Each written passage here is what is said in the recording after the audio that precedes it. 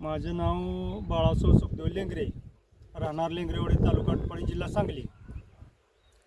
माझा हा डाळिंबाचा प्लॉट 2 वर्ष फेल होता. 22-23ला मी फेल होतो, तेलकट रोगामुळे फेल गेलो होतो. पण 24-25ला मी सक्सेस झालो. तर कोणामुळं? महाराष्ट्र कृषी उद्योग समूहाचं अक्षय सागर यांच्या ट्रीटमेंटमुळं मी सक्सेस झालो आहे. आणि त्यातल्या त्यात माझ्या मालाची साईज म्हटलं तर आपण लिक्विड कुठल्या प्रकारचं दुसरं काय वापरलेलं नाही. टेरॉन कंपनीचं मॅगझिन आपण ड्रिपद्वारे सोडल्यामुळं मालाची फुगवण चांगल्या प्रकारे झालेली आहे.